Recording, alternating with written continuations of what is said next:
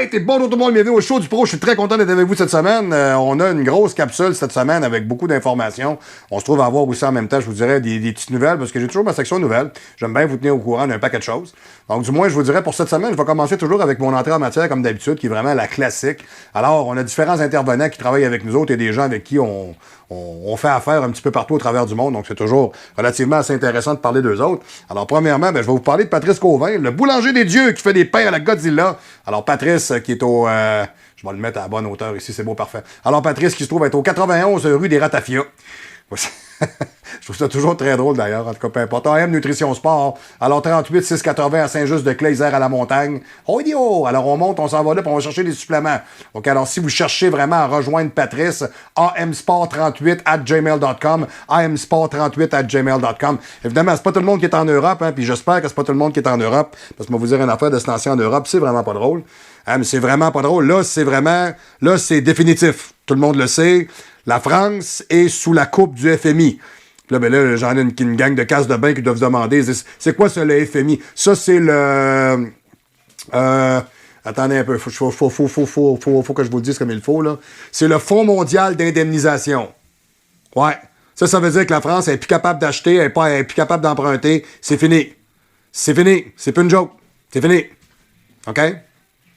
Donc, Justin Trudeau veut faire la même chose ici aussi, en soit dit en passant. C'est pour ça que vous voyez les millions puis les milliards sortir à l'appel comme ça. C'est parce qu'ils souhaitent qu'on soit tellement endetté qu'on soit plus jamais capable de repayer. Et c'est là le Great Reset, et c'est de là que ça vient. C'est qu'à un moment donné, tout le monde est tellement à gorge qu'on va dire, écoute, on oublie tout ce qu'on se doit à tout le monde, mais vous possédez plus rien. Hein? C'est ça. C'est ça. Own nothing and be happy. Non, c'est loin d'être fini, les petits amis. J'ai des nouvelles pour vous autres. On va se parler de ça. Donc, du moins, si vous n'êtes pas en Europe, vous êtes au Québec. Ouais, si vous êtes au Québec, c'est pas bien mieux. C'est comme sortir de la poêle pour sauter dans le feu. C'est à peu près le même principe. Donc, mais par contre, vous pouvez aller chez Filles du Supplément. Tu sais, au lieu d'aller chez XPB, au lieu d'aller chez Papoun, au lieu d'aller chez les Dumbbell Gromés de la capitale, au lieu d'aller chez, mon Dieu, je sais plus comment est-ce qu'il s'appelle, là, vous avez au shop de suppléments à Québec, bon, peu importe lesquels, là. Il y a une chose qui est sûre, c'est que moi, je peux le dire, ce nom-là, puis c'est Filles du Supplément. Puis c'est le vrai, le seul et l'unique, Filles du Supplément. Allez voir David Tremblay, allez voir Nico Tremblay, allez voir David Tremblay, le fantastique David Tremblay, le merveilleux David Tremblay, l'infernal et incroyable et merveilleux et sidéral David Tremblay, qui est au firmament du supplément, dans la voie lactée de la Whey, dans l'univers infini du Tribulus terretris, dûment connu comme étant sidéralement déjà vu. Et voilà. Donc, si vous voulez acheter des suppléments, vous avez deux places à cette heure, c'est super. Vous avez la Rive-Nord, la Rive-Sud. La Rive-Sud, 035 avenue de l'Église à Charny, 418-988-3255. Puis vous avez le 84-67 sur Henri Bourassa. Donc, vous avez maintenant deux places. Sachez que c'est très important. J'ai eu des gens qui m'ont encore écrit cette semaine pour la TRT. J'en fais pas de prescription. Je suis pas médecin. Je fais pas partie du collège des médecins. Une chance pour moi, je fais pas partie de cette gang de calices de salles-là. Excusez-moi, je veux dire, ça m'arrive des fois de m'échapper un peu. Monsieur le régisseur, j'ai le droit de m'échapper quand je parle du collège des médecins. C'est des imbéciles. Okay? C'est des corporatifs qui ne soignent plus les gens aujourd'hui. Leur travail, c'est de vous empoisonner, c'est tout. Et de faire de l'argent. Hein, on arrête ça là. Hein, vous demanderez ça à François Legault. François Legault, il est aujourd'hui plus riche qu'il l'a jamais été. Hein, c'est drôle pour un gars qu'on a passé au travers une crise économique. Lui, s'est enrichi. Puis le monde se sont appauvris. Vous me direz l'équation, c'est fait tout. Là. On s'en reparlera. Hey, quoi, ça va faire. Merci, c'est beau. OK. Donc, mais allez magasiner. Là, ce qu'on est en train de faire, OK? Là, ce qu'on est en train de faire en ce moment, on est en train de remettre à zéro le site entraînement Marc-Antoine Grondin, le www.marc-antoine-grondin.com. On va remettre en ligne les programmes 2023, 2024. On a à travailler là-dessus. Là, je travaille avec Martin Chénier. Martin Chénier, qui est un professionnel dans le domaine, c'est un gars de Montréal. C'est un gars de Québec, puis il est rendu à Montréal, parce qu'à Québec, t'es plus capable, il t'avait de vomir. Donc, il a sacré son camp à Montréal, c'est déjà plus actif un peu. C'est moins daumier. Puis avec Martin, on va regarder, parce qu'on va vraiment faire une mise en marché qui est beaucoup plus agressive. On va regarder au niveau de nos mailings, on va vous envoyer de l'information, on va vous envoyer des offres spéciales, etc. Là, on s'enligne pour être beaucoup plus corporativement en ligne et beaucoup plus actif. Donc, attendez-vous à ça, on va changer beaucoup de choses. On a beaucoup de travail à faire, d'ailleurs, c'est assez colossal. Là.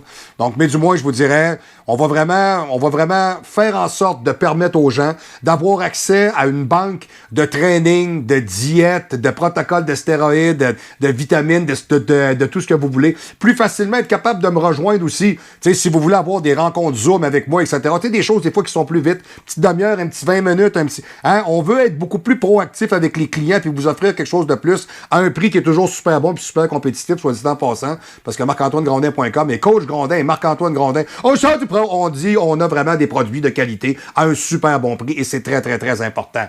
Okay? Donc, on offre la TRT. On offre la TRT. On est capable d'offrir les produits. On est capable d'offrir les... Je vais le dire, je vais être bien direct. On est capable d'offrir les cylindres, les glides, le produit, les tampons d'alcool. Tout ce que ça prend, je peux vous faire le suivi parce que vous avez pris des prises de sang. Puis je peux faire en sorte de recalibrer comme il faut le profil hormonal avec le HCG, avec tout ce que ça prend.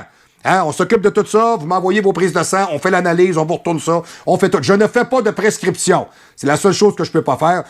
Arrêtez de perdre votre temps. Si vous voyez que vous n'avez pas d'endocrinologue, ça ne bouge pas, ça ne se fait pas, ça ne s'effectue pas, les choses ne bougent pas. Okay? Contactez-moi, vous allez voir, moi, je bouge très vite. OK? Puis vous allez être heureux, en santé, les bidales, vous allez avoir des érections. Madame va être contente, vous allez être content, vous allez perdre du poids, faire du muscle, vous allez retrouver votre forme, votre santé, votre cerveau. Hein? Messieurs, c'est très, très, très important de rester messieurs. Hein? Et non pas faire comme aujourd'hui, les petits pénis qui sont plus capables de faire du powerlifting avec les gars. Hein? Ils s'en vont lifter avec les fentes. Hein? Puis ça, c'est pas bon. Okay? Puis je le dis vraiment d'une manière très, très, très positive parce que j'adore les fentes. Et voilà, bon. Ouais, j'ai le droit de dire ça. Moi, j'étais un hétérosexuel. Si, moi, je le sais bien que j'ai pas un Rubik's Cube entre tes jambes, Chris. Bon, ben, c'est ça. Et voilà, on se le dit. OK. Donc, du moins, toujours le même principe. OK, si vous voulez nous rejoindre. OK, alors, il y a l'info@marc-antoine-grondin.com. C'est mon courriel. C'est vraiment la meilleure manière de me rejoindre. Sérieux, le courriel, il est bon depuis 20 ans. Alors, le info@marc-antoine-grondin.com. Ou vous pouvez me rejoindre à mon numéro de téléphone cellulaire, le 581-688-3965. Non, excusez, je suis en train de penser à Martin Chénier qui a fait de quoi avec son téléphone. Puis il m'a vraiment fait rire. Je vous compte pas ce passe-là parce que ça, c'est entre lui puis moi, puis ça va rester là. Alright, 581-688-3965. Lui, il comprend, là. 688-3965. Faites le 1 à l'extérieur de la région médiane de Québec ou le 00. Parce que si vous êtes en train de regarder le show, c'est peut-être que d'hier à aujourd'hui, le passé reprend, revient et devient pour vous faire voir l'illusion du devin. Et voilà. La capsule de cette semaine est l'imaginaire du bodybuilding. OK, l'imaginaire du bodybuilding, j'ai choisi ça. Je suis très, très, très humble et très honnête. C'est un texte que j'ai pris sur Internet en faisant beaucoup de recherches, tombé là-dessus. Puis la personne qui l'a écrit, peu importe c'est qui, j'ai rogné le texte, j'ai gardé certains plans que j'ai trouvé intéressants, je les modifie à ma manière. Mais j'ai gardé l'idée de base parce que je trouvais que c'était vraiment super intéressant ce qui se disait dans ce texte-là. Moi, en ce moment, je suis à Edmonton, je suis dans un gym de douchebag. Où est-ce que la moyenne... Ouais, c'est pas une joke. Malheureusement. Moi qui ai ça. Dans un gym de famous. La moyenne d'âge, c'est 18-28, là. C'est à peu près ça. Tout le monde veut compétitionner, tout le monde veut être quelqu'un, tout le monde veut être champion. C'est Instagram, TikTok, check-moi, je me filme. C'est en train de manger une bouchée, ça se filme. C'est en train de se torcher le cul, ça se filme. C'est en train de se crosser après un poteau de téléphone, ça se filme, ça arrête jamais. Ça arrête jamais, là, c'est famous, là. Tu sais, j'ai même 2 astis de cadavres au comptoir, les gars qui sont en train de gérer le gym. Imaginez-vous donc, les 2 gars qui gèrent le gym, ils ont 21 ans. Ils gèrent le gym.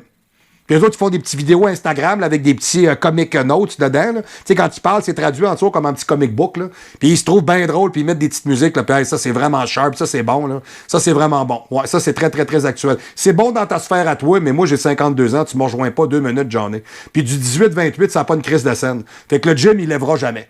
Tout simplement, le gym, il n'y arrivera pas. Ça, c'est quelque chose qui est observable. Mais bon, moi, je respecte ces gens-là, je respecte leur business. Je suis là pour travailler, je suis là pour les aider, je suis là pour faire mon argent, je suis là pour répondre à mes clients. C'est ma priorité, m'occuper de mes clients. Mais c'est capotant d'être dans un gym de même parce que c'est sérieux, ça n'a pas de sens. Là. Ça va s'entraîner, ça arrête, ça s'en va dans la salle de posing de l'autre bord, ça se filme, ça s'adulte, ça se photo, ça s'observe, ça met ça tout de suite en ligne, ça retourne s'entraîner. C'est pas des jokes, là. Ce n'est que ça. J'ai jamais vu ça de ma vie. Je suis à côté de mes pompes complètement. J'ai jamais vu ça de ma vie. Ça n'a pas de sens. Je veux dire, tu sais, Chris, il n'y a pas... OK, il y a 2-3 professionnels qui s'entraînent dans ce gym-là. OK, c'est sérieux, il y en a. Il y a un gars, lui, c'est un man physique, un black, d'un esti de shape. Sérieux, là. Tu sais, 6 pieds 1, 2,50 off-season, avec toutes les rondeurs que les Noirs peuvent avoir. Là. Il a un physique merveilleusement fantastique, ce gars-là. Il est beau. On dirait un dieu. Il est rond, il est plein, il est tête. Quand il est en championnat, il est à 2,10, 2,15. Imaginez-vous donc collé à un gars qui a une ligne de même. C'est complètement débile. C'est le seul Chris qui se filme pas puis qui pose pas dans le gym. C'est pas des jokes. Lui, il a ses cartes, il se filme pas. C'est pas des jokes. Tout le reste, c'est des mots tu veux, des cowboys puis des t-shirts. Eux autres, ils arrêtent pas de s'aduler. C'est capoté raide. Allez, gars. Puis évidemment, ben, ils pensent qu'ils savent tout. Ouais, je l'ai vu sur Instagram, je l'ai vu sur Facebook. J'ai même une fille dans le gym, elle veut faire un championnat de bikini l'année prochaine. Elle est toute jeune, elle travaille au comptoir, elle a 21 ans. Ben, elle a pris le croque-mort qui travaille en avant, qui a 21 ans. Lui, il dit qu'il est coach, il a 21 ans. Il a 21 ans, il a pas de shape, il est gros comme un clou, il est juste red meg, là. Tu sais, il a une barre sur son pyjama, là. Ouais, lui, il suit du monde. Il a 21 ans. T'sais, ça vous donne ça un peu une idée de l'agro? Ben oui, ben oui. Ben oui, lui, il connaît ça. Il connaît ça, il donne des conseils sur Instagram. T'sais, c'est pour ça que je vous parle de l'imaginaire du bodybuilding cette semaine, parce que moi, ce que j'ai connu et ce qu'on voit aujourd'hui et ce que c'est de plus en plus, n'ont plus rien à voir. N'ont plus rien à voir, c'est l'Olympia d'ailleurs en fin de semaine. Les capsules se veulent d'être intemporelles, mais je dois le dire quand même. Je peux vous le dire aujourd'hui, nous sommes le 11 octobre 2024, il est 2h30 d'après-midi à Edmonton. Les propriétaires du gym étant 3 sont partis à Las Vegas cette semaine, justement pour aller voir le show. C'est peut-être aujourd'hui ou demain ou le préjugement, bon peu importe, je m'en fous un peu là. Mais j'ai un de mes clients hier qui m'est arrivé avec ça, c'est mon client qui s'appelle Saint-Père Abou-Nazar, c'est un Égyptien, Saint-Père, lui, c'est un chirurgien cardiaque. Il m'est arrivé avec ça, puis il m'a dit, hey, tu savais-tu ça? Il dit, il y a un bodybuilder qui est mort il y a 2-3 semaines. Il dit, ouais, ben moi, je vais vous en parler parce que moi, je trouve ça vraiment très drôle. Vous savez, vous vous rappelez qu'on a déjà fait une capsule là-dessus. Hein, les culturistes des années 70 qui meurent à peu près à 80-85 ans, puis les culturistes des années 2000 qui meurent à peu près peut-être à 56-60 ans, puis les gars des années 2010 qui meurent à peu près à 47-52, puis les gars qu'on voit de plus en plus maintenant, qui sont même pas capables de passer le cap du 40. Alors, j'ai un beau phénomène ici d'imbécilité, je vais vous en parler. Il s'appelle Ilya Yefimchik.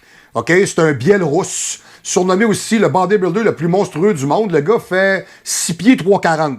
Il est soufflé comme une ballonne, là, vous n'avez même pas idée, là, ça n'a aucun calice de sens.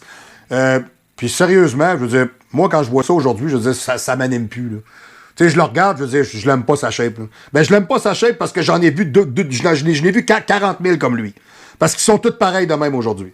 Parce qu'ils sont tous sur l'hormone, sont tous à l'insuline, sont tous soufflés, Elle n'a rien de spécial, sa shape. Il est pas meilleur, il est pas pire, il est pas mieux. Il est gros. Ben oui, il est gros. Ouais, pis le culturisme, à la base de tout, c'est le développement du facteur esthétique du corps. Donc, le muscle peut être plus gros, moins gros. Ce qu'on cherche, on cherche des lignes, on cherche un look, on cherche une exclusivité sur un physique, on cherche quelque chose que les autres n'ont pas. De toute évidence, aujourd'hui, tout ce qu'ils font, c'est qu'ils font rien que se doper. Fait que dans les années 70, ils s'entraînaient comme ça, puis ils se dopaient comme ça. Aujourd'hui, ils se dopent comme ça, puis ils s'entraînent comme ça. Tu sais, le gars, c'est pas compliqué. Le bodybuilder le plus monstrueux du monde, OK, n'est plus. Hein, bon, je sais pas si c'est le plus monstrueux du monde, mais c'est sûrement le plus innocent. Hein, 36 ans. Le gars est mort, ouais. Le gars est mort. Alors, quand je vous dis que les gars des années 2010 et plus ne passent pas le cap du 40, vous l'avez. Le gars est mort à 36 ans. Son surnom, c'est Gollum. Alors, il a été retrouvé mort dans son appartement de Dubaï, aux Émirats arabes, le 6 septembre dernier. Le Biélorusse a été victime d'une crise cardiaque. Ben oui, hey, on est-tu surpris, mon hostie de colon? Calice de cave, hostie qu'il faut être cave. Très suivi sur les réseaux sociaux. Hein, 300 000 abonnés Instagram, les hosties de trous de cul d'Instagram. Hey man, t'as-tu vu le gars comment il est gros? 90% du monde qui suit ce gars-là s'entraîne même pas. Je comprends pas ce phénomène-là. Je le comprends pas. Moi, quand j'étais plus jeune, on suivait des bodybuilders dans des revues, des magazines, des photos. Il y en a qui venaient faire des séminaires au Québec, au Canada. On suivait des gars qui étaient des exemples. Des gars qui avaient un physique, des gars qui avaient performé, des gars qui étaient renommés, des gars qui étaient assujettis à quelque chose d'incroyablement différent des autres. Tabarnak! Tu sais, aujourd'hui, tu vois plus ça. J'ai même une fille dans le gym, là, elle, je le vois bien parce qu'elle, elle s'entraîne pas à moitié, là. Elle se promène avec son trépied dans le gym puis avec son téléphone. Elle s'entraîne. Sérieux, là, je pense que dans 1h30 de gym, elle doit faire 2 mouvements. C'est tout. Puis elle répond à des questions en ligne, etc. Je la regardais aller l'autre jour, je me suis dit, écoute, calisse, c'est qui ce fille-là? Elle a pas de shape, elle est pas belle en plus. Sérieux, là, je veux dire, elle est bien gentille, L'autre jour, elle s'est présentée, j'ai jasé avec elle. Très gentille, la petite demoiselle. Elle est toute jeune, elle a 21-22 ans, là. Elle connaît rien, c'est un fœtus, maudit Christ. Il y a 3 ans, c'était un ado, là. Elle connaît rien là-dedans, là. Ouais. Fait que j'ai laissé ma carte. Puis j'ai dit des fois, s'il y a du monde qui ont des questions à te poser, hein. Tu sais, du haut de mes 52 ans, après 35 ans de training, peut-être que je pourrais apporter des précisions dans tes connaissances plutôt diffuses et, comment est-ce qu'on diluées. Hein? Je vais être poli, mais voilà. Bon. Alors, le gros Chris de cave, qui est suivi par 300 000 abonnés sur Instagram, il avait acquis une certaine notoriété. Ben oui, c'est le nombre de clics, hein, c'est bien important. Le gars, il est à 17 000 calories par jour. 17 000 calories par jour. C'est parce que ce qu'il y en a qui comprennent pas, puis le gars, c'est un asti de baveux, il dit « Ma transformation physique est le résultat d'années d'entraînement intensif et de bonne nutrition. » Tabarnak! OK, d'après moi, tes patates, t'es promené à Tchernobyl, toi, hein? Ça doit être à peu près ça. Et voilà, bon. Du moins, il y a une chose qui est sûre, c'est que on a complètement perdu le focus de tout ça. Moi, aujourd'hui, je travaille très fort dans le gym. Je donne toujours le 100% de ce que je suis. Je recherche toujours le balancement, l'esthétique de mon physique. Je suis un culturiste. J'ai ça en dedans de moi, ça m'habite. Je suis fait comme ça. Je pense que ça, tu l'as ou tu l'as pas. Et c'est pas quelque chose qui se... Tu sais, quand tu sens dans toi, t'es un vrai, je veux dire, tu ressens pas le besoin de le montrer, là. Tu sais, j'ai même un jeune cette semaine, je parlais avec hier, parce que j'ai donné ma carte d'affaires, il dit, t'as-tu un Instagram? Écoute, je vais travailler ça avec Martin, là, parce qu'on veut mettre un paquet d'affaires en ligne, mais on met des affaires en ligne de façon professionnelle. J'irai pas me mettre en bobette sur Instagram, asti, là. Tu sais, je suis pas un gaga-boy, tabarnak, là. Tu sais, excuse-moi, je suis pas un pole dancer, on arrête ça, là. Tu sais, c'est complètement débile, là. Ah, ouais, t'as pas d'Instagram? Voyez, c'est ça. Pour eux autres, aujourd'hui, c'est ça. L'éducation se passe par là. C'est comme ça. Comme les gars qui sont assez innocents pour envoyer des dick pics aux filles en pensant qu'ils vont avoir des conquêtes. Tu sais, moi, je me rappelle quand j'avais 14 ans, j'avais pris une photo de mon shaft puis j'avais envoyé ça à une fille. Puis je jurais une affaire que ses parents auraient retourné chez nous. Puis je peux vous jurer une affaire que mon père, il m'en aurait calissé une. Mais pas à peu près. Puis il m'aurait peut-être même fait suivre par un psychologue, un psychiatre, parce qu'il aurait dit, t'as un petit problème, mon gars. Ouais. Aujourd'hui, il y a comme une genre de débilité acceptée socialement qui est une dérive complète de la part des parents qui n'ont pas d'emprise et de suivi sur l'assujettissement de la pédagogie de leurs enfants. OK? Ça, c'est un gros laisser-aller. Ah ouais, prends le téléphone, salut, qui m'appelle. Ben, c'est ça que ça fait. Fait que t'es laissé avec un téléphone, puis ils s'en vont voir n'importe quoi, de n'importe comment, avec n'importe qui, puis ils se créent un monde dans lequel ils pensent que ça a de l'allure, comme ce gros innocent-là. Ah oui, il est connu au bout de 300 000 abonnés. Moi, là, ce gars-là, je l'ai connu il y a 24 heures. Ça vous donne ça une idée? Tu sais, ce gars-là, quand t'es pas sur Instagram, t'es qui, toi? C'est parce qu'il y a des gars qui s'entraînent sans terre, il y en a en salle, là. Puis il y en a pas à peu près, ça pleut, là. Tu kicks d'une poubelle, il en sort 90 000, là. Tu sais, c'est une vraie joke, là. T'as rien de spécial. Puis le gars, il est tout tatoué, en plus, quasiment jusque d'en face, là. Tu sais, tu feras jamais l'Olympia, tu te présenteras jamais, t'es pas beau, t'es pas esthétique, pour moi, t'es pas un culturiste. Pour moi, t'es une cochonnerie. Tu sais, t'es un prototype. T'es un mutant. Tu sais, on regarde ça, tu fais comme, ouais, puis après ça, what's next? Tu sais, il y a quoi après ça? On l'a chiré. Et je vous amène d'ailleurs à un des commentaires d'un de mes clients. Je vous dirai pas son nom parce que je suis un gars qui est excessivement poli. Donc, il me dit que je regarde toujours vos capsules. Je regarde toujours vos capsules en 2024 dès que mon emploi du temps me le permet. J'apprécie toujours votre franc-parler, notamment lors de la pseudo-pandémie du COVID en France. Nous avons ce tyran qui est le dénommé trou de cul Macron avec son espèce de travelot qui lui sert de femme. C'est quelqu'un qui a écrit ça, là. OK, qui a fini de nous ruiner et complètement foutu sous la tutelle de l'Europe. C'est ce que je vous disais, c'est pas une joke. Hein? Alors nous qui sommes tant attachés à notre propre liberté, nous sommes devenus un pays totalement décadent en présence de la bien-pensante woke et vieillissant, OK, rempli de boomers qui ont peur de tout, des gauchistes bien pensants et d'écolos qui passent leur temps à emmerder les gens qui travaillent. La sécurité, la nouvelle religion, écologie sont devenues plus importantes que la liberté, c'est bien triste. Ouais. Alors, c'est bien pour vous dire qu'il y en a des gens qui sont réveillés et allumés. Alors, au chant du bras, s'il vous plaît, les gens qui sont dans la ville de Québec sous le dôme, s'il vous plaît, voulez-vous vous réveiller, maudit Christ de tabarnak? OK, excusez, je vais vous le dire bien humblement comme ça. Parce que ça me ferait du bien qu'un jour, à un moment donné, on ait plus de Québécois qui finissent par déclencher sa Switch. Parce que c'est que je t'ai écœuré d'entendre parler. Parce que je peux vous le dire, tu sais, quand vous êtes un francophone qui vient du Québec, quand vous arrivez ici en Alberta, attendez un peu, je vais juste shifter ma page. Hein, vous êtes live avec moi, il n'y a pas à dire, vous ne pouvez pas être plus live que ça. Bon, attendez un peu, là, le temps que je scroll ça down. Là. Bon, OK, parfait, c'est bon. Quand tu dis aux gens que tu t'incorpores dans leur société, que tu parles leur langue, que tu trouves ton travail, que tu fondes ton entreprise, qu'ils t'apprécient et ils t'aiment pour ça parce que tu fais partie des leurs. Mais les gens qui viennent du Québec ne sont pas bien vus ici. Ils sont excessivement mal vus. Et comme Daniel Smith en parle d'ailleurs, de revoir la péréquation pour le reste du Canada, là, ça commence à parler à Nova Scotia et à Newfoundland. Ouais, là, ils commencent à parler de ça, eux autres, avec. Parce qu'eux autres, ils payent comme des câbles, mais ils ne reçoivent pas une crise de scène. Tu sais, François Legault, demain matin, mon esti de trou de cul, on te fait un trou dans ton budget de 13 à 15 milliards. Tu vas-tu te la fermer ta gueule, mon calice? Hein? Tu sais, à un moment donné, quand la bedaine est moins pleine, là, tu commences à moins manger, hein, parce que tu en as moins sur la table. T'sais, et c'est pas normal que le Québec manque d'argent à ce point-là, parce que vous êtes les plus taxés puis les plus imposés dans toute l'Amérique du Nord. J'ai des petites nouvelles à vous apprendre, peut-être qu'il y en a qui savent pas encore ça. Peuple à genoux! L'Amérique du Nord englobe les États-Unis et le Canada. Après ça, c'est l'Amérique centrale. Hey, il est sérieux? Ouais, ça, c'est l'Amérique du Sud. On va se donner une petite leçon de géographie, hein, parce qu'il y en a qui manquent un petit peu d'éducation, c'est cruel. Donc, je vais quand même vous aider. Là. Donc, imaginez-vous donc que vous êtes la province la plus taxée, la plus imposée dans toute l'Amérique du Nord. Puis vous êtes sur le red tape, vous ne faites pas une scène, vous n'arrivez pas, vous n'êtes pas capable de vous gérer. Vos routes sont dégueulasses, vos écoles sont vestues, votre système de santé est décadent, il est fini. Ouais.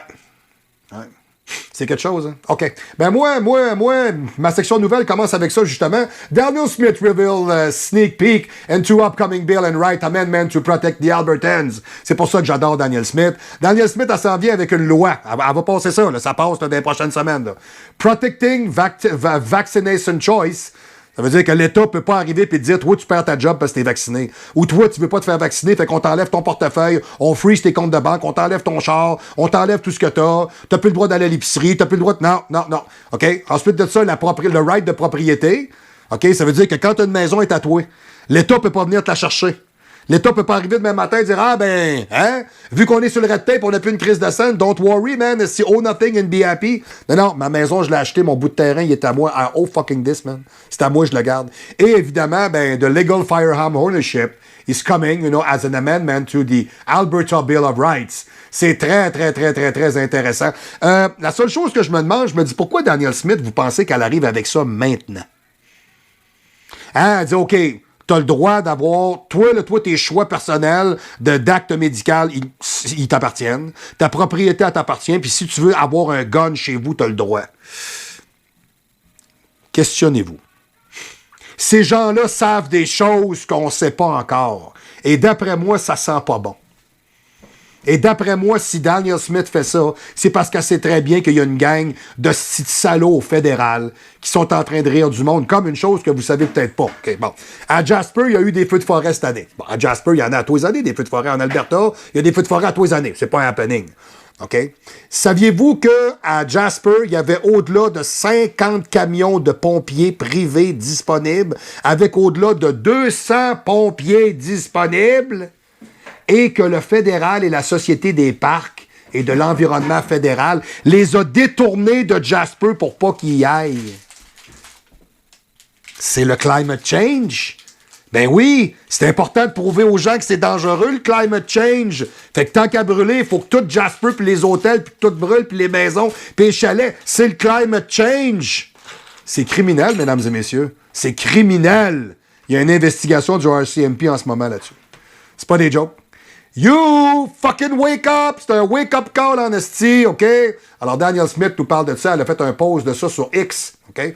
Donc, elle dit que tous les Albertains will have the right to make their own vaccination and medical decision. OK? Additionally, no Albertan will be deprived of their property, OK? Without legal due process and just compensation. Final measure announced that was the amendment to defend the right and all legal and responsible firearms owner.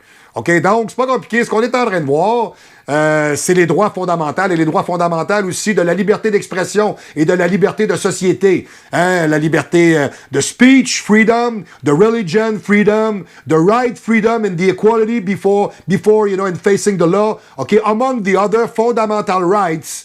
OK, donc, j'adore Daniel Smith pour ça. C'est pas François Legault demain matin qui va se lever pour vous défendre, je vous jure. Lui, il s'en calisse de vous autres. Hein, lui, c'est sa femme. C'est sa femme qui a le strap-on, puis lui, il se penche. Parce que lui, il aime ça en esti, vous fait la même crise d'affaires. OK? Donc, ça va être illégal pour le gouvernement de vous discriminer parce que vous voulez pas être vacciné.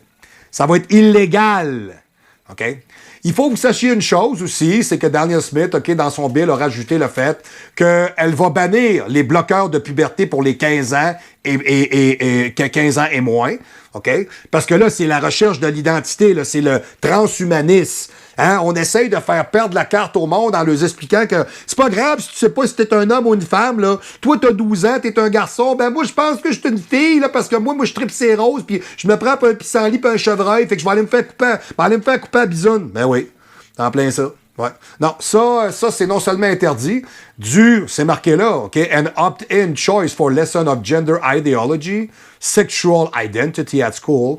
OK? C'est les parents qui vont s'occuper de ça. Et and sport league exclusive to biological female will ensure that stronger. Ça veut dire que les petits pénis qui veulent aller faire du powerlifting avec les femmes, vous allez en manger une calice, mes hosties de trous de cul. Vous avez plus d'affaires là, ma gang d'hosties de pas bon. T'es pas capable de faire du sport avec les pénis, des calices. OK? Ça rime bien, hein, pareil, pénis puis des calices, c'est bon, pareil. OK, right. OK, donc, c'est à peu près ça. Tu peux y aller avec ça. Ah oui, une petite nouvelle qui est vraiment intéressante à savoir. Faut que vous sachiez que le programme de rachat des armes à feu du suceur de graines de pédophile à Justin Trudeau, OK, a dépassé maintenant le 67 millions et qu'il devait coûter au départ 42 millions. OK, donc c'est une vraie farce, c'est pas compliqué. On est même capable de dire que l'Association des propriétaires d'armes à feu, la CSAAA, OK, called the Buyback Gun Program fundamentally flawed idea. Ça veut dire que l'Association des propriétaires d'armes à feu au Canada déclare que l'idée derrière tout ça, c'est d'une débilité complète. OK? Ça n'a aucun Christi de bon sens. Et il faut que vous sachiez une chose, c'est qu'en 2021, OK, la personne qui s'occupait du budget au Parlement, je me rappelle pas c'est qui, avait dit que le programme coûterait au-delà de 750 millions de dollars au Canada. Puis il n'y a pas personne qui s'est levé et qui a posé une calice de questions. OK? Je vais vous le dire en anglais parce que c'est très bien dit. Like everything the government does, the bureaucracy run amok, and now we end up with a huge cost overrun. OK? C'est comme d'habitude, tout ce que le gouvernement fait. Regarde, le gouvernement, s'il vend le désert, il va venir à bout de manquer de sable. OK, c'est tout, that's it. OK. La majeure partie des Canadiens ne sont pas d'accord avec le plan de 2035 d'abolir tout ce qui est au gaz. Là, vous allez écouter comme il faut ce que je vais vous dire, mes petits crises de Québécois sales, parce qu'il y a quelque chose que vous n'avez pas compris en pensant que vous allez changer la planète avec vos chars à batterie. Là. Quand on parle du Net Grid Zero, OK, on parle, écoutez bien comme il faut, OK, alors on parle dans l'Amérique du Nord. Alors, on parle, ça c'est les libéraux et le... comment est-ce qu'il s'appelle déjà, lui? C'est, voyons, Stéphane Guilbeault. Stéphane Guilbeault qui a fait de la prison, d'ailleurs, qui est un extrémiste environnementaliste. Alors, on parle de tout ce qui est vendu personnellement au gaz, au diesel, véhicules hybrides. OK? Alors, tous ceux qui ont un véhicule hybride en ce moment, vous venez d'embarquer dans Wave, là, ça marchera pas, ça non plus, là. C'est full électrique, comprenez-vous? C'est ça, la débilité. C'est pas à FNAF, là, OK? C'est juste ça, OK? Ah ouais. Canada Ressources naturelles, un rapport qui a sorti.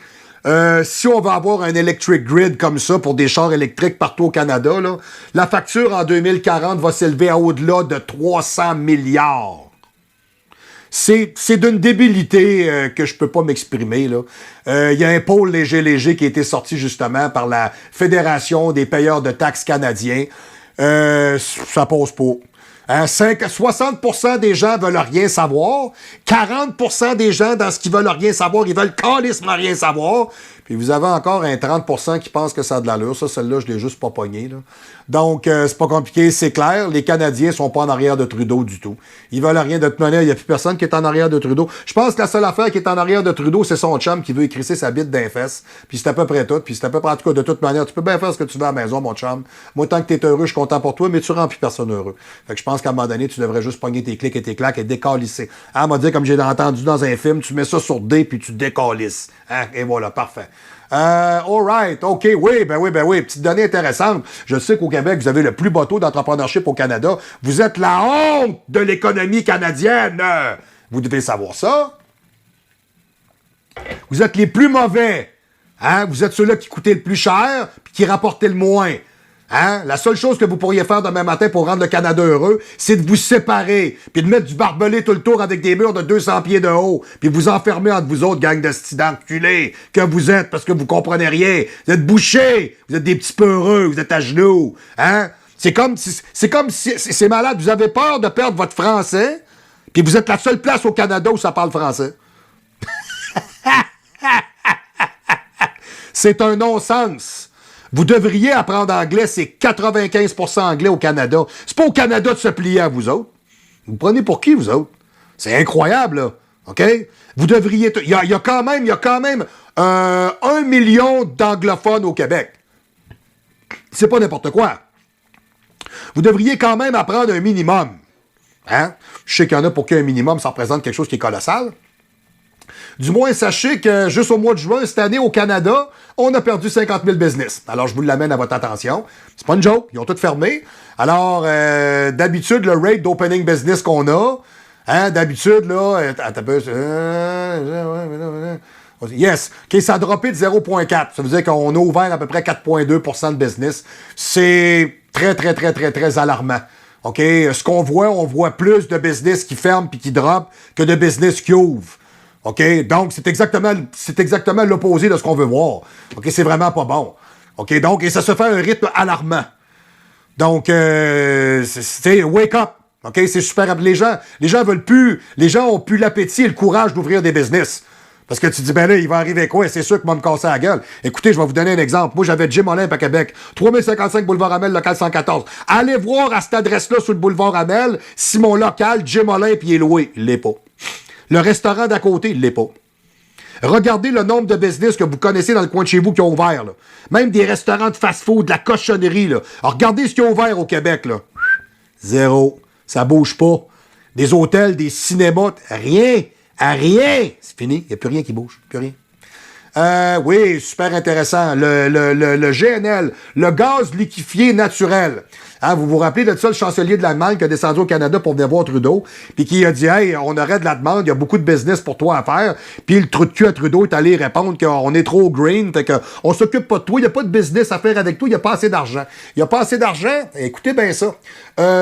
Une significant increase pour la demande en Europe. Alors, il y a de plus en plus de demandes. Ce qu'on est en train de regarder, c'est que pour 2025, ils sont en train de dire qu'ils devraient avoir de besoin techniquement de 4,3 milliards de cubes métriques, contrairement à 100 milliards de cubes métriques en 2024. Trudeau est allé dire à ce gars-là qu'il n'y a pas de business à faire avec eux autres. On est parmi les plus grands producteurs de la planète.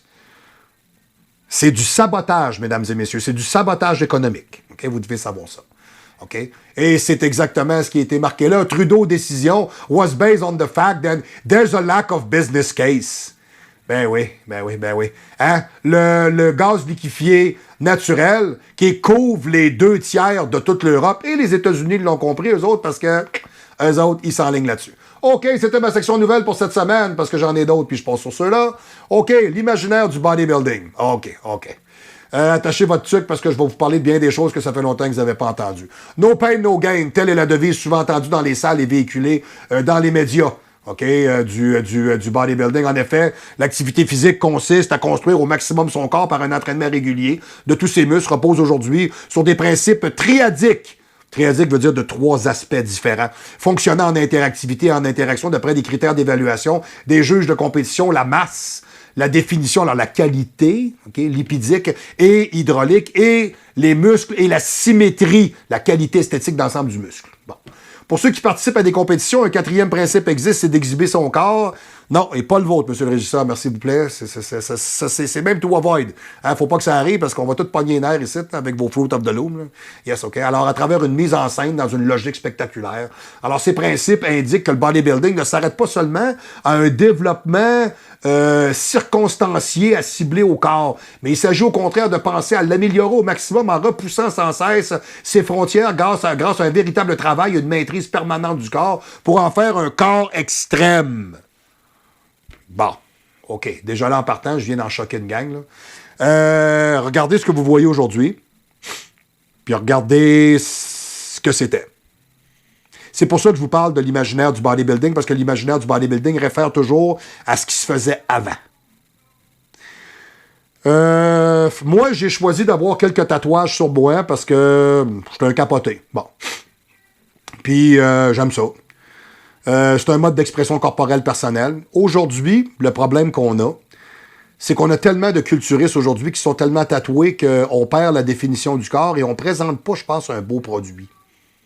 C'est décevant. désolant, désopilant. Je vais vous dire ça comme ça. Voilà. On n'est plus à la pureté même de ce qu'on peut voir de l'esthétisme. On n'est plus là, là. On a perdu ce focus-là, mesdames et messieurs. Écoutez-moi bien, chers téléspectateurs. Au champ des pros! Je suis capable de vous dire aujourd'hui que ce que je vois, je suis détimé. Et voilà, okay. En cela, le corps bodybuildé est un corps augmenté révélateur des principes des sociétés occidentales capitalistes et hyper modernes. Ouais, regardez les tendances de ce que vous avez aujourd'hui.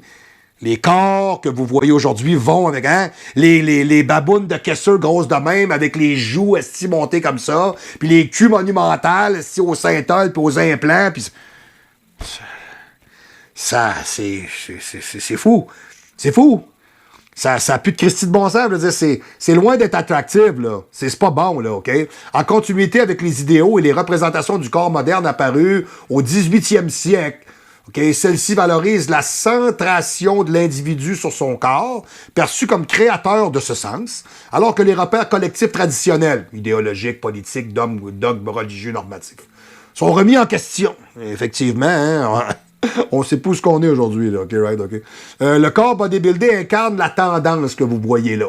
Alors, vous voyez de quoi ça a l'air aujourd'hui? Ça va avec ce qui se produit. Hein? C'est corrélatif, vous le voyez, là, la tendance est là. Car il est au cœur d'un projet individualisé où les excès, les risques, la performance et le dépassement sont socialement valorisés. OK, le but est de produire un hypercorps. OK? Détaché, on dirait le nom d'un band de métal, hein, hypercore. Hein. On dirait, hein, tu sais. Yes. Ah oui, hey, j'avais oublié. Attendez un peu, je vais me prendre un peu. OK, oui, un hypercorps détaché de tout poids inutile. Ouais, hey, j'avais oublié de vous prévenir. Hey, l'Halloween s'en vient. Chers parents, faites très attention dans votre quartier. Il y a sûrement des pédos qui vont se promener déguisés en E.T. pour emboîter vos enfants. Soyez prudents et soyez alertes. Car E.T. est de retour, c'est l'Halloween. Il se déguise, il se manifeste en étron brun qui marche partout et se cache derrière vos enfants et veut absolument les connaître en profondeur. C'est très important pour vous, chers parents, d'être à l'affût de ce phénomène et de faire attention et de faire en sorte que vos enfants comprennent que E.T. est un pédo. Alors, allez louer le film et montrez-leur à quel point la pédophilie était déjà active dans les années 80 et que E.T. est de toute évidence le pire pédophile jamais vu et qu'à l'Halloween, il refait surface. OK, c'était mon aparté. Alors, c'est tout. Je reviens. Si tous les pratiquants ne s'inscrivent pas dans une démarche extrême ou professionnelle, leur volonté de sculpter leur corps est malgré tout significative d'un désir, voire d'une injonction de transformation, alors plus ou moins radicale, de soi qui semble être à portée de main pour tous. Effectivement, vous allez au gym, vous levez des poids, vous vous entraînez. Voilà. Alors, pour autant, le bodybuilding actuel est le fruit d'une lente évolution historique, tant au niveau de sa philosophie, mon Dieu, excusez-moi, et de ses principes, se distingue des autres pratiques du culte de l'entretien du corps qui émergent à la fin du 19e siècle, comme des activités physiques de l'Antiquité, qui ne peuvent être apparentées à des sports au sens moderne du terme. Le bodybuilding y plonge apparemment malgré tout certaines de ses racines et de ses principes. Souci de soi-même, esthétisme, démonstration de force, soulevé de poids, etc., etc., etc. D'ailleurs, ces éléments empruntés au passé, c'est d'ailleurs le pont, là. On est en train de faire le pont, là. Ces éléments empruntés au passé sont souvent évoqués, voire mis en avant dans les salles et dans les médias spécialisés de bodybuilding, comme s'ils constituaient les piliers de ce sport. Alors de même, en lien avec une enquête de terrain que nous avons effectuée dans les salles de bodybuilding, ce recours au passé, et moi-même, je suis capable de vous en parler parce que ça fait 35 ans que je suis dans les salles de gym, le recours au passé est également fréquent chez les pratiquants tant au niveau du discours que des pratiques, car il semble y rechercher un ancrage porteur de sens. C'est ce qu'on essaye d'inculquer aujourd'hui aux jeunes générations et qui, de toute évidence, sont en train de remplacer nos idoles du passé et le fondement même de notre sport, mesdames et messieurs, chers téléspectateurs, par l'électronique, l'Instagram, le TikTok, le motu-vu, le cowboy, le T-shirt, l'imbécilité, Attendez, je vous cherche mon mot pour vous le dire. L'insignifiance physiologique, délétère, d'une génération perdue, oubliée et complètement abattardie par un manque de capacité, de connaissance et d'investissement d'eux-mêmes. Hey, ça fait 2 semaines que je suis dans le gym, avec gros, j'ai embarqué sur la traîne. OK, le gars, il a 16 ans, il sait, il comprend, fuck all. Fuck all. Après ça, il arrive à 20 ans. Oui, c'est parce que moi, j'ai jamais arrêté. Le gars, il ressemble à un essaim d'abeille tellement qu'il y a des boutons dans le dos. On dirait une beurrée de croton. Puis, sérieux, ça fait 2 ans qu'il bande plus. Mais c'est pas grave. C'est pas grave. Il s'est monté un 17 de bras. Il est content. Là. Ouais. C'est... Je ne sais que dire, mesdames et messieurs. Je ne sais que dire. Okay. Plus précisément, les pratiquants paraissent mobiliser à leurs échelles un imaginaire collectif, empruntant au passé marqué par des références, des gestes, des postures, des techniques d'entraînement, des légendes, des mythes et des discours spécifiques qui mettent en valeur un ordre traditionnel, mesdames et messieurs. C'est ça, le culturisme. C'est pas ce que vous voyez aujourd'hui, là. Okay? Dans cette perspective, une interrogation émerge. Et voilà. Alors, en quoi la pratique actuelle du bodybuilding renvoie-t-elle à ses principes? Hein? C'est toute une question, là. Hein, ce qu'on voit aujourd'hui, c'est quoi ça? OK, voilà. À un imaginaire collectif qui était relatif à un passé vivant, c'est-à-dire faisant référence à des techniques, des icônes, des images, des valeurs, de l'investissement du corps ancré dans le présent comme étant dans l'histoire. Alors, la réponse à cette question, mesdames et messieurs, est la suivante. La réponse à cette question est organisée autour de 2 axes. Nous débutons la réflexion sur l'imaginaire collectif du bodybuilding qui guide les pratiquants en partie grâce à des références diverses empruntées dans un passé réel ou fantasmé.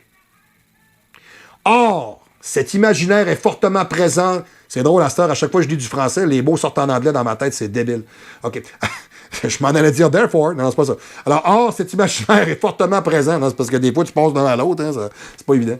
Alors, or, cet imaginaire est fortement présent dans les médias du bodybuilding, notamment dans les revues spécialisées qui jouent un rôle clé dans sa diffusion. Hein, aujourd'hui, là, c'est malade. Là, okay? De toute manière, je vais vous conter un petit truc après avec Michel Gagnon. Oui, monsieur le régisseur, vous me rappelez, vous parlez de Michel Gagnon. Michel Gagnon, oui, Michel Gagnon l'incroyable, Michel Gagnon le merveilleux. Michel Gagnon, Panoramix, oui, c'est ça, oui, merci. Parfait, okay. Oui. Michel qui m'a envoyé beaucoup de matériel, justement. Je vais vous faire 2 capsules là-dessus sur la nicotine et la prolactine. Alors, j'ai 2 autres sujets que je vais vous parler. La nicotine, très intéressant. Hein, ça, on vous ment depuis plusieurs années. C'est ce que vous allez apprendre. À travers une analyse approfondie de magazines de bodybuilding, nous cherchons dans une deuxième partie à montrer en quoi ils sont le véhicule essentiel de cet imaginaire collectif en identifiant des éléments empruntés à l'histoire qui sont mis de l'avant et qui permettent l'investissement dans le temps présent. C'est la capsule de cette semaine. C'est l'imaginaire du bodybuilding. Un présent ancien ou un ancien présent? C'est une très bonne question. Et comme mon imbécile de père me l'avait déjà dit, ce qui est important, c'est pas d'avoir une bonne question, c'est d'avoir une bonne réponse pour aller avec ta question. Ça peut vous dire une chose, il y a bien des affaires qu'il m'a pas appris, mais ça, il me l'a appris en aussi. OK. À chaque fois que quelqu'un disait ça à mon père, ouais, c'était une très bonne question, mon père disait tout le temps, ouais, ça prend une très bonne réponse pour aller avec votre bonne question. Ouais, effectivement. Ouais, à ce moment-là, vous allez voir, me dire, la face, ça se mettait à patiner. L'imaginaire collectif de poids du bodybuilding. L'imaginaire renvoie à des éléments de diverses natures qui sont le fruit de l'imagination d'un individu. Cette notion peut aussi exister sur le plan collectif, en désignant les normes, les valeurs, les symboles, les représentations, les modèles, les mythes propres à un groupe social. En cela, comme d'autres sports, le bodybuilding est marqué par l'existence d'un imaginaire collectif où la notion d'inscription recouvrirait ces manifestations objectives que sont l'entraînement du corps et son résultat. Alors, quels sont-ils? Le geste, le record ou la performance dans la compétition, la volonté, référait aux notions de maîtrise de soi, de discipline du corps propre. Et le sens de cette discipline serait donné par la grammaire symbolique des images du corps dans laquelle cette inscription en ferait sens. Et le geste puis la volonté, ça fait longtemps qu'on a passé à côté un peu. Hein? C'est quasiment triste. Hein? De ce fait, parce que ces éléments constitutifs de l'imaginaire forment un système cohérent, ils permettent de faire correspondre en permanence ils permettent de faire correspondre en permanence l'imagination à la réalité parce que les deux sont imbriqués. L'imaginaire est alors le mobilisateur en tant que guide de l'action pour chaque pratiquant, car il s'appuie sur des interprétations des individus, OK, de leurs aspirations envers leur pratique. Attendez un peu, je vais juste éclairer ça, parce que ça me tape ses nerfs. OK. Portez attention à la notification, chers téléspectateurs, de ce que je vais vous donner, c'est très important. Cela signifie qu'il existe un lien très fort entre le corps individuel et les représentations collectives du corps dans le bodybuilding, dans la mesure où la signification collective participe à la construction du sens donné, à la prise de possession du corps par les individus. En d'autres termes, l'imaginaire du bodybuilding qui a créé un corps imaginaire de cette pratique permet de comprendre de quelle manière un individu, tout comme une communauté, contextualise leurs actions, notamment au niveau du sens qu'ils vont donner à celles-ci et à leur représentation dans leurs interactions. En somme, l'imaginaire collectif du bodybuilding possède un poids réel, okay, dans le quotidien des pratiquants. Si l'on souhaite être plus précis pour identifier les éléments constitutifs de l'imaginaire du bodybuilding actuel, il est important de constater qu'il s'appuie en premier lieu sur la valeur du travail. Bon, moi je vous dirais, je suis d'accord avec ça à 100%, mais ce que je vois aujourd'hui, je suis pas d'accord avec ça parce que c'est pas vrai. Hein, aujourd'hui, on essaye d'en faire le moins possible pour avoir le plus possible. Hein, comprenez-vous? Hein? Ah, je pousse pas trop, mais je me gaz à côté. Ouais, c'est ça, c'est en plein ça. T'as l'air d'un hostie aussi, c'est ça. Effectivement, pour atteindre des objectifs quantitatifs et qualitatifs du développement corporel, les adeptes du bodybuilding doivent, selon leur vision et de leur degré d'engagement, dans la pratique même du sport, mettre en œuvre un véritable travail du corps, par le corps et pour le corps. Autrement dit, le corps est à la fois l'instrument et le résultat de ce travail dans un souci de transformation permanente. Okay? Mais la progression musculaire nécessite de dépasser le strict cadre de l'entraînement. Hein? C'est un mode de vie, ça. Même pour les aspects extérieurs de ceux-ci, il est fondamental de s'ancrer à des éléments de l'imaginaire collectif lui-même qui lui donne un sens. Alors cela permet aux adeptes de se rationaliser de son existence de façon plus ou moins systématique ou systémique, là, bon, sans souci de l'amélioration permanente.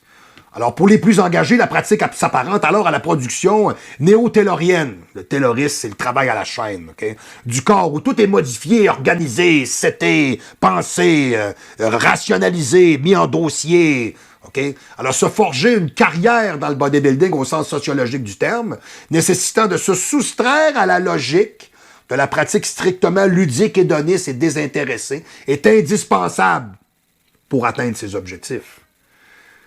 Aujourd'hui, c'est tout à fait le contraire.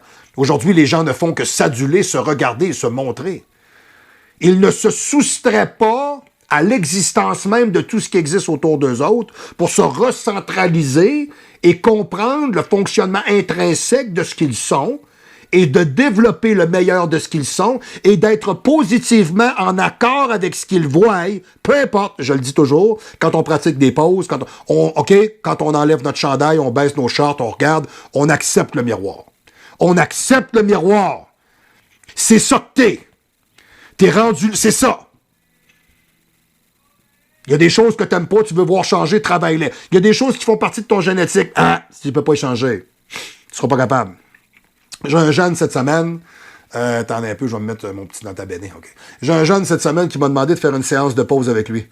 Alors, j'ai pas de problème avec ça, évidemment. Le jeune sort son petit trépied avec son téléphone, mais c'est correct, c'est bon. Tu veux dire, il m'a dit, écoute, M. Grondin, vous êtes un homme d'expérience, vous pouvez m'aider, etc. Il a 16 ans, il est tout jeune. Donc, il voulait pratiquer une pause 3/4 de côté. J'ai dit, t'as pas les leviers. Hein, là, j'ai pété sa bulle. J'ai dit, t'as pas les leviers pour faire ça. Les gars qui sont capables de faire ces poses-là ont des lattes très longues, des troncs qui sont plus courts, des épaules très massives, des bras qui sont plus ou moins gros et plus ou moins définis, avec des cuisses épaisses. Quand t'as ça et tu fais cette pose-là, boum! Ça sort. Si tu veux faire une pose 3/4 de dos debout, tu dois avoir des bras très massifs. Tu sais, ça prend des 20 pouces, là.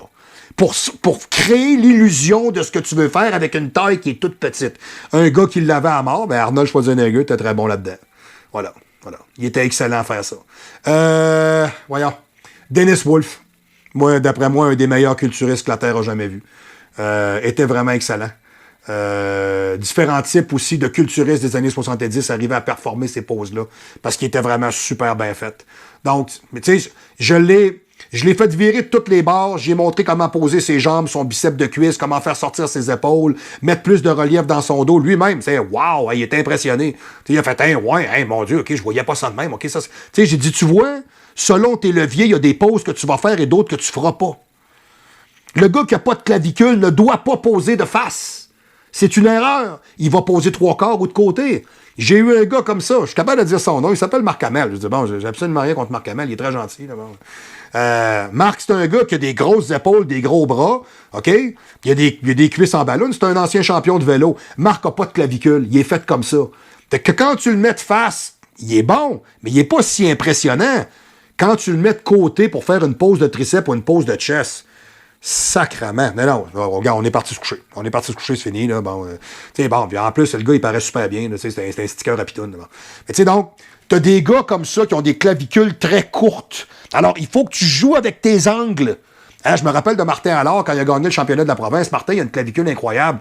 Ben, développer des ouvertures de face, double biceps de face, tout le monde peut se coucher. Là. Tu comprends-tu? Bon, alors, tu joues avec tes angles. OK? Ce qui, aujourd'hui, de toute évidence, ça se fait plus du tout. Aujourd'hui, on crisse la caméra là, puis on pense qu'on peut faire n'importe quelle pause parce qu'on a vu le gars. Oh, j'ai vu un gars sur Instagram. Arrête, si tu te calais, je vais te crisser dans le mur à 2,40. Mais la progression musculaire nécessite de dépasser le strict cadre de l'entraînement. OK?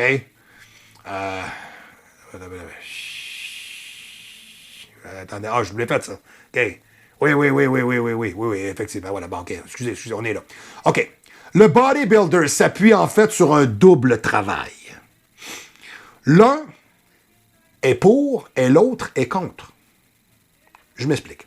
Le premier fait référence à la capacité des individus de s'investir le plus possible dans la pratique elle-même, à travers l'entraînement, la nutrition, le mode de vie.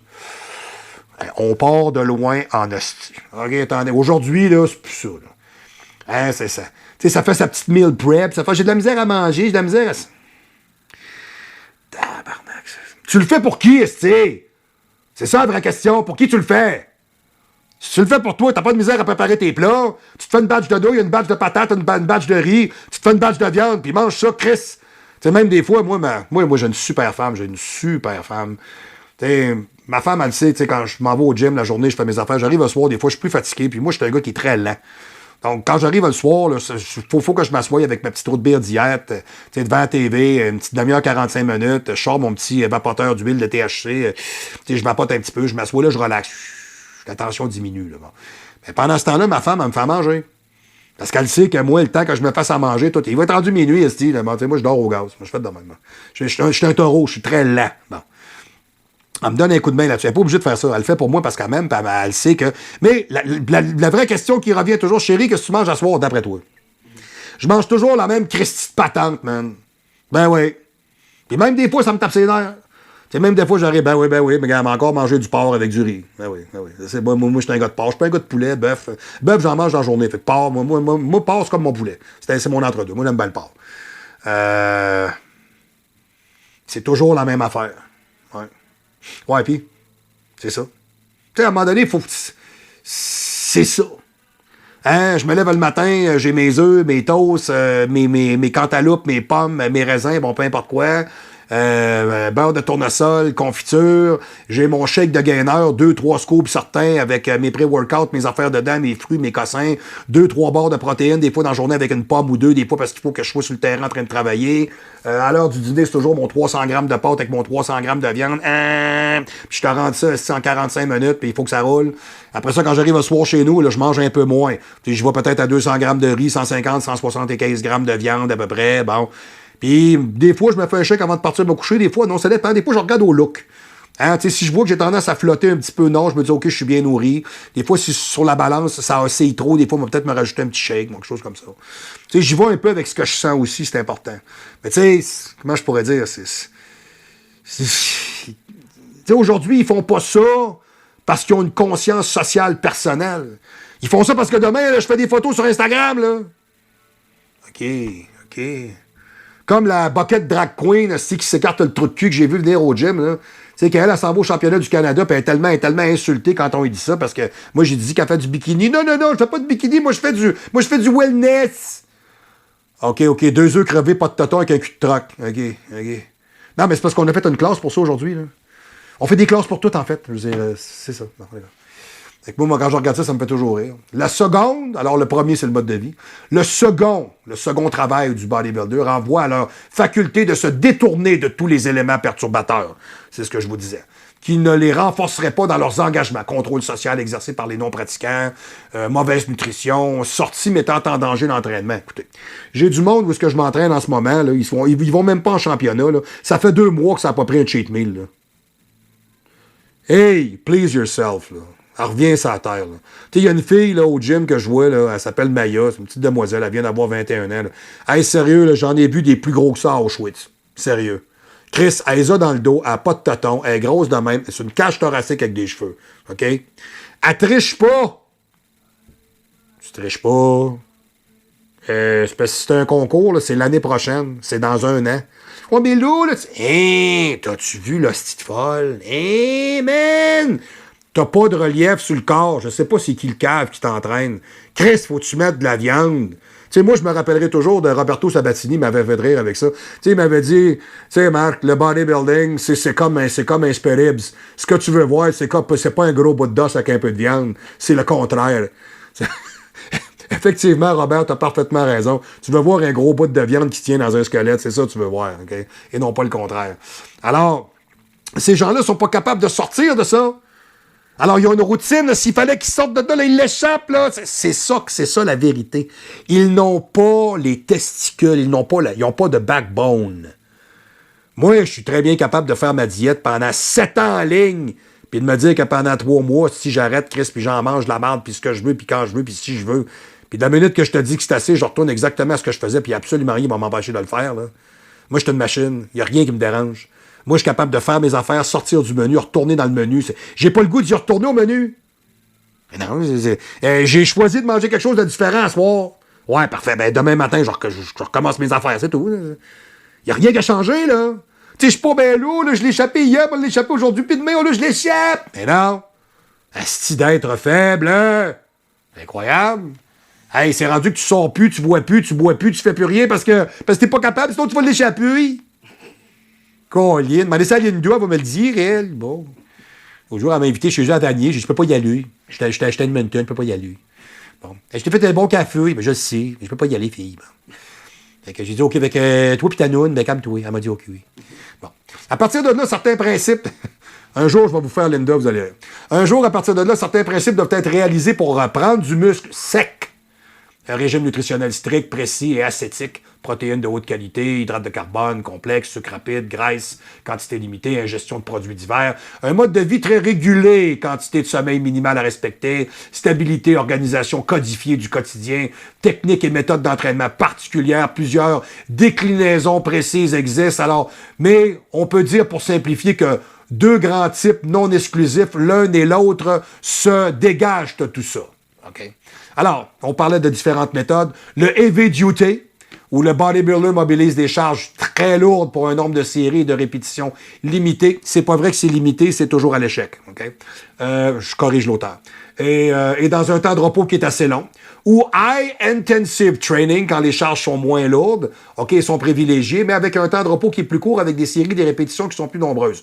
Je corrige un peu. Moi, je suis le genre de gars, plus je mets lourd, plus je fais de séries. Je fais de même.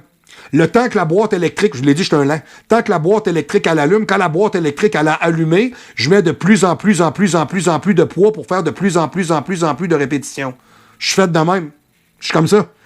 Moi, tu vas charger par-dessus, puis j'arrête jamais. Je me suis même entraîné avec un gars, moi, il était découragé, il dit, Chris, où c'est que ça arrête? Mais je fais de même.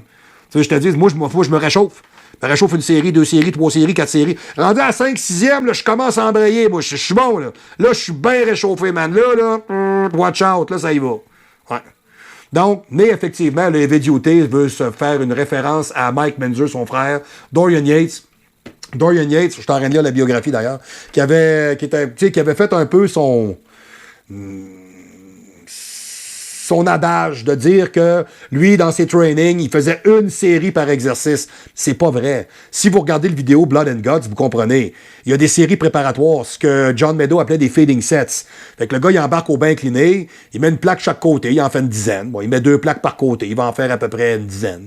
Il va mettre 3 plaques par côté, il va en faire à peu près peut-être 4-5. Il va mettre 3 plaques 25, il va en faire peut-être 2-3. Et là, il va mettre 4 plaques, il va en faire 1. Là, il va arrêter. Et là, il se prépare. Là, il remet ses straps. Là, il met sa craie. Là, il s'assoit. Il botte sa ceinture. Attache ta tuque. Là, à l'échec. Là, il part. Pow, pow, pow, pow, pow. C'est une série. Mais il s'est préparé. Il n'est pas parti à Fred de même. Hein? Pas comme les jeunes prépubères débiles, de 16 à 22 ans, Chris qui embarque d'une chambre et ils pensent qu'ils savent baiser. Ah! Il n'a même pas de chaffé. Hein, on calisse. A même pas le temps de se rendre compte que tu n'as même pas décollé le string, que tu étais venu d'en face. Tu fais là, tu sais pas. De toute manière, ça faut comme ça s'entraîne. Hein? Ça arrive au gym, ça se réchauffe avec des 80. Tu fais là, man. Puis après ça, il part des 130. Hey! Calice. Il fait un set, il te crisse sans terre, il se promène dans le gym. Là. Comme un coq, le torse de même. Puis il s'en va au press machine, puis il met 50 livres, il est là. Il s'en va, il a fini son training. Moi, c'est ça que je vois au gym en ce moment. Là. C'est ça que je vois, là. Puis il s'est filmé en plus, là. Il fallait qu'il se filme, là. Ouais. Je suis déterminé, calice. Okay. Bon. Excusez-moi. Dans cet univers, seul l'effort et la souffrance et la douleur payent. Et ça, c'est quelque chose qui échappe à bien des gens aujourd'hui, d'où leur survalorisation dans la perspective d'une reconnaissance et d'un salut. En d'autres termes, à travers le rapport au poids que chaque pratiquant possède, c'est bien un imaginaire qui est consommé ici, celui des univers méritocratiques. Okay, où les dons n'ont de sens que liés au labeur tenace. Alors, en cela, le bodybuilding s'inscrit dans la philosophie des sports modernes qu'on a vu apparaître à partir du 19e siècle. Par contre, ce travail du corps n'est valorisable que s'il s'inscrit dans des normes de performance, qui fait du corps un objet de production et d'accumulation à rentabiliser.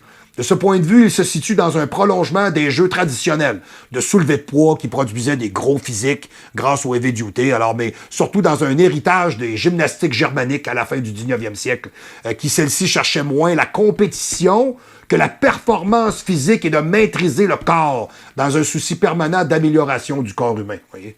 C'est pas la même chose du tout. Mais l'idée même de performance du corps à travers les soulevés de poids a évolué depuis le 19e siècle pour parvenir au bodybuilding actuel. Bon, voilà. Alors, en suivant les critères des juges des concours, qui ont, au fil des années, privilégié l'apparence physique à la capacité athlétique du corps global du champion, cité par Arnold Schwarzenegger lui-même en 98. Okay? Ce n'est pas tant, et je cite, ce n'est pas tant la charge soulevée qui compte désormais, mais la capacité de produire un hypercorps sec et symétrique où le body display est déterminant. Arnold Schwarzenegger avait clairement dit « This is not how many weight you move in, it's how you move them. » Et c'est vrai. C'est vrai parce qu'il y a des mouvements qui ne requièrent pas d'avoir des charges qui sont plus lourdes. Il y a vraiment des mouvements avec lesquels il faut travailler avec de la précision, c'est important. D'autres, il faut travailler comme un bûcheron. Moi, j'appelle ça du bushwhacker. C'est aussi en ce sens que le corps bodybuildé est simultanément devenu le reflet des sociétés occidentales qui considèrent le corps comme le plus bel objet de consommation. Ce second élément est le deuxième pilier de l'imaginaire collectif du bodybuilding. Dans ce sport, il s'agit en effet de tirer le maximum d'investissement de son corps, de se dépasser soi-même en permanence pour dépasser le corps existant en s'appuyant sur un imaginaire de performance marqué par une triple dimension. Consommation, entrepreneuriat, référence à des champions dans la discipline. C'est de cette performance qui s'appuie un travail préalable que le bodybuilder peut espérer tirer un profit légitime, personnel, symbolique, économique, directement appropriable personnellement. Dans cette perspective, le bodybuilding d'aujourd'hui est imprégné de caractéristiques des sociétés capitalistes. Tout à fait, tout à fait. Qui est à la fois un de ses reflets et un de ses vecteurs à travers le rapport au corps qui l'accompagne. Il illustre parfaitement la double interrogation, mesdames et messieurs, qui est la suivante. Quel corps, par quelle société, et quel corps pour quelle société? Je vais le redire. Quel corps par quelle société, et quel corps pour quelle société? En particulier, le fait que les compétitions les plus importantes célèbrent le muscle sec à outrance, avec une inflexion en ce sens marquée depuis 20 ans, montre la logique mercantile sous-jacente à tout ça. En effet, pour ces adeptes, le corps hors norme des athlètes qui sont mis en avant dans les compétitions renforce la logique spectaculaire du sport, qui aujourd'hui est de plus en plus disjoncté, soit dit en passant. À un moment donné, ça prend quoi aujourd'hui pour dire que t'es bodybuilder? 5 pieds 6, 4,80 collés? On s'enligne où? C'est quoi? Même, je vous dirais, j'ai parlé avec un gars cette semaine, Ross. Il a 65 ans, il allait à l'Olympia justement cette semaine parce que c'était à Vegas. Puis il me disait que lui, la catégorie qui l'intéressait le plus, c'était le bodybuilding classique. J'ai dit, vous avez raison, parce que vraiment, bodybuilding classique réfère beaucoup plus à ce qu'on connaît déjà, nous, de nos années. Premièrement, deuxièmement, aussi dans un esthétisme. Mais j'ai dit, c'est ce que je trouve le plus triste à voir. Il m'a regardé, il avait l'air un peu disjoncté, je comprends pas ce que tu me dis. On a fait une classe de bodybuilding classique. Le bodybuilding est un sport classique. Comment ça se fait qu'on accepte de voir des gars difformes en avant ou des femmes qui ont l'air des travelots ou des femmes qui sont rendues des buckets drag queen avec des perruques à s'étirer le trou de cul, câlisse, alors que le bodybuilding, c'est un sport classique. On cherche des hommes et des femmes qui sont bien faits. Point. C'est tout.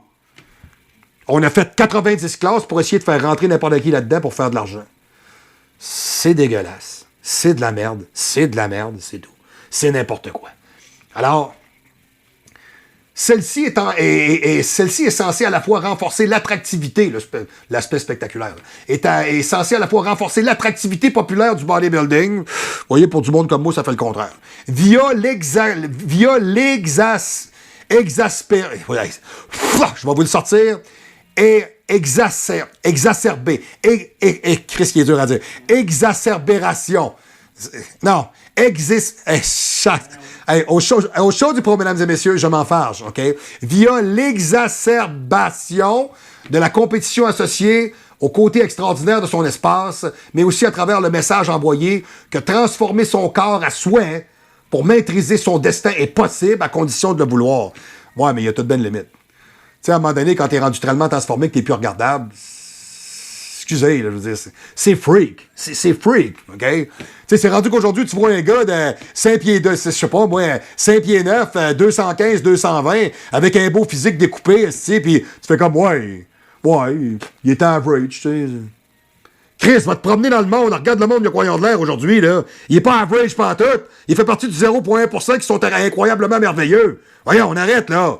Chris, il travaille, ce qu'il y a sur le corps, c'est pas une joke, là. Il se crisse pas 100 000 dans le cul par année, ce gars-là, là. Il s'entraîne en asti, man. Comme exemple, il y a un gars que je vois souvent au gym. Hey, lui, il va vous dire une affaire. Lui, il a l'air d'un drap blanc, un peu. C'est drôle ce que je vais vous dire, mais il a l'air de rien. Mais ce gars-là, quand il se met en camisole, vous devriez voir le détaché musculaire et les rondeurs de ce gars-là. C'est sûr que ce gars-là, il a compétitionné. Puis c'est sûr qu'il compétitionne. Il se filme pas. Un autre qui a une shape incroyable qui se filme pas. Tu sais, le gars, vraiment, là, sérieux, là, c'est un des très beaux physiques que j'ai vu dans ma vie, là. Un beau visage, un gars qui paraît bien. Grand et lancé. Ça doit être un gars de... Tu sais, peut-être un 5 pieds 11, certain. Puis, sérieux, il doit faire... il n'est pas nécessairement très lourd, là. Mais il doit être à peu près, peut-être, entre 214 puis 220, là. Mais vous devriez voir le détaché, la striation, le collage, l'épaisseur des jambes, les rondeurs. Il est un peu comme un noir, mais blanc. C'est capotant à voir. Ouais, c'est un des rares qui se filme pas, Chris. Incroyable, pareil. OK. Oui, voilà. Donc, c'est souvent, à question de le vouloir, oui, mais il y a une question de génétique. Tu sais, on est ce qu'on est. Tu peux pas avoir ce que t'as pas ou tu peux pas donner ce que t'as pas. Ah, ça, c'est sûr.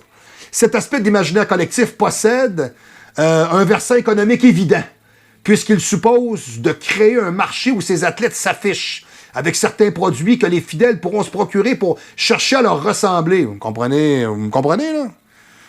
Hey, lui, il a tel cycle qu'il a fait, pour tu penses que tu vas être de même parce que tu fais le cycle qu'il a fait. Chris, moi, j'ai vu des cycles que Dorian Yates a fait. Je sais très bien que même si je prends ça, je serai jamais Dorian Yates, là. Même si je suis un gars qui est très fort du dos puis des jambes, là. Tu sais, je suis un gars qui ressemble à Dorian Yates. Je suis fait de même. Je suis dans le même genre de morphologie, là. Fort du pectoral, du dos, des jambes. Moins fort des épaules et des bras. Taille plutôt large. Je suis fait comme lui. C'est ça. C'est le même genre de physique. C'est ça. Et c'est-tu parce que je fais ce que Dorian Yates fait que je vais être Dorian Yates? Ben non. Chris, réveille-toi, si ça n'a pas rapport, là. Le bodybuilding, tu sais, on est comme on est. Moi, j'aurais aimé ça avoir une taille de guêpe, tu sais, genre comme Evan McNichol. J'ai pas ça. Ouais, Evan McNichol, c'est un des gars que j'ai entraîné. Là. Ça, lui, c'était une joke. Lui, c'est un poids moyen. C'est un gars qui arrive en avant peut-être à peu près à 175 livres. Puis c'est pas des jokes ce que je vais vous dire. Le gars, il doit même pas avoir 26 pouces de taille. C'est complètement ridicule. Tu le regardes, tu fais, hein, qu'est-ce que c'est ça? Non, il est un esti de ligne, là, capoté, là, OK? Il est fait de même. Il est fait de même. Bon, le bodybuilding a une conséquence surfée sur la vague contemporaine d'un souci croissant accordé à la santé qui doit transparaître des corps pour devenir une pratique consumériste et industrielle de masse. Tu sais, quand on vous confie après que 90% des culturistes des années 2000 meurent à 40 ans, on est de moins en moins vendeurs et de moins en moins santé. C'est pour ça que les gens commencent à se tourner vers le bodybuilding classique, qui en réel représente beaucoup plus quelque chose qui est plus santé, qu'il ne l'est pas en réel, mesdames et messieurs, parce que le bodybuilding est tout sauf santé, on est capable de se le dire. Tu sais, quand t'es sur un stage, t'es en shape, t'es pas en santé. C'est deux choses. Okay? Mais ça a l'air pas mal moins innocent que le gars de 5 pieds 8, 420 avec la veine d'en face, qui est mauve, qui après 2 pauses est en train de crever de bout parce qu'il est en train de faire un ACV. Okay? Parce que lui, c'est un obèse renversé. Ton corps, quand il y a trop de poids, il y a trop de poids, que tu sois un super tas de marde de 485 livres à 5 pieds 10 ou un culturiste de 275 livres à 5 pieds 10. Chris, t'es overweight. T'es overweight, ton cœur est le même, le moteur est le même, il traînera pas, tu vas mourir. C'est la même chose. Voilà. Alors, or, si parvenir à concrétiser ces deux éléments centraux de l'imaginaire collectif, travail et performance, nécessite d'investir fortement le présent, il est intéressant de voir, dans le même temps, que toute référence au passé ne disparaît pas, bien au contraire. Un passé vivant est à l'œuvre et mis en avant dans la pratique actuelle sur le plan individuel et collectif.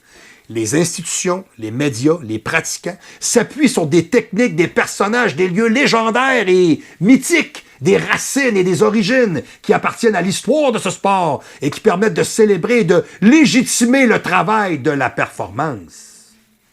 Hein? Vous voyez comment c'est intéressant pareil. En tout cas, moi, je vais vous dire, moi, quand je suis tombé sur cet article-là, j'ai fait, c'est vraiment super capotant. Effectivement. OK. Deuxième partie. Le poids du passé dans la construction de l'imaginaire collectif du bodybuilding actuel. Le corps est l'objet historique spécifique, son appréciation historique est difficile et doit être réalisée avec beaucoup de précaution car le chercheur traite non seulement du corps des autres, mais de corps qui ne sont souvent plus là, par le biais potentiel d'ethnocentrisme, d'anachronisme et de jugement de valeur. C'est particulièrement vrai pour les bodybuilding. Pour le bodybuilding dont l'existence historique est très, très, très récente. C'est un sport qui n'a pas 100 ans. Là, ça fait 50 ans que ça existe. Okay, là. Pour autant, le bodybuilding et son imaginaire actuel se fondent en partie sur l'ancien au sens qui ont été influencés dans leur construction par des pratiques de culture physique de d'autres époques, montrant que cet ancien demeure présent sous des formes diverses. Nous relions cet ancien à deux périodes historiques particulièrement présentes dans l'imaginaire collectif actuel du bodybuilding, qui sont d'ailleurs souvent associées. L'Antiquité gréco-romaine, qui était au tournant du 19e siècle et au 20e siècle. Okay? Et, en effet, un premier point majeur dans l'imaginaire collectif du bodybuilding d'aujourd'hui est la référence permanente à certains mythes ou pratiques de l'Antiquité. Les pratiquants admirent très fréquemment les corps mis en scène de cette époque ou tels qui sont présentés dans les médias. Ils y trouvent un modèle de perfection, de beauté, d'esthétisme, d'éternité, qui constitue pour eux des modèles à suivre. Ils citent sur ce point des corps parfaits des dieux, des statues, des héros mythologiques. Okay? Mais certains insistent sur la mise en évidence des attributs corporels divins, notamment la puissance physique ou sexuelle, leur corps d'individu au sommet d'une hiérarchie créée de fait d'une convention sociale au sein de l'imaginaire collectif, selon lequel le corps musclé est celui des dominants. Intéressant, très intéressant. D'ailleurs, les poses des bodybuilders dans les concours ou devant leur miroir pour faire ressortir les muscles donnent l'image d'un corps semblable à des pierres solides qui résistent à l'épreuve du temps. De plus réalisées dans une quasi-nudité, elles rappellent le naturalisme des athlètes grecs qui mettaient aussi en spectacle leur corps, mettant en scène son corps comme on l'entend, le présenter comme étant à la fois libéré et objet potentiellement spectaculaire, est fortement valorisé dans nos sociétés individuelles aujourd'hui. Okay? La Grèce antique a construit et diffusé des modèles d'esthétisme où la nudité dans l'entièreté du corps occupe une place centrale, à condition que l'esthétisme le caractérise. Okay? Ça faisait partie de la game. Okay? Okay? Le corps bodybuildé est présenté comme un idéal de perfection par les médias et les instances sportives légitimes. Il est associé au corps supposé de divinité de l'Antiquité. Ce corps n'est pas forcément celui qui existe réellement, mais celui qui devrait exister, constituant une référence certaine à l'imaginaire. Nous n'avons pas besoin d'imaginer que la plupart des jeunes Grecs étaient dotés des attributs physiques des héros grecs sculptés. Okay? C'est précisément dans son idéalisme physique que la sculpture est perceptible en tant qu'inspiration ou une invocation d'une façon d'être perfectionnée. Ainsi, Charles Atlas, un des promoteurs du bodybuilding des années 20, pour ceux qui ne le savaient pas, comme Vin Gironda dans les années 30, okay?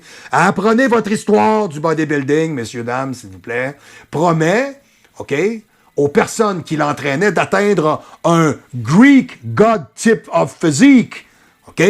Un physique de dieu grec. C'est d'ailleurs cette volonté qui justifie, par exemple, le choix du nom du plus prestigieux concours actuel de bodybuilding sur la planète Terre. En 65, Charles Atlas a créé Monsieur Olympia. Le nom semblait approprié, le temps est venu de fouler le sol sanctifié des dieux grecs, anciens avec l'image qu'ils incarnaient. Nous vivons parmi eux, a dit Weider en 96. Sur les médailles remises aux participants à ce concours, on y voit les colonnes rappelant le Parthéon ancien et athénien présentes d'ailleurs aussi sur les scènes de compétition.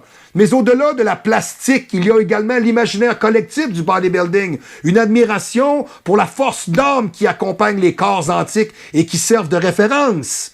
En effet, dans la vision aristotélécienne d'une correspondance entre corps et âme, l'entretien du corps est important dans cette culture parce que son extérieur donne accès à la totalité de soi dans une perspective physionomiste. Chez les Grecs antiques, un corps musclé est signe de performance, d'excellence, d'ordre, de discipline, de bon caractère, d'érotisme, d'attractivité.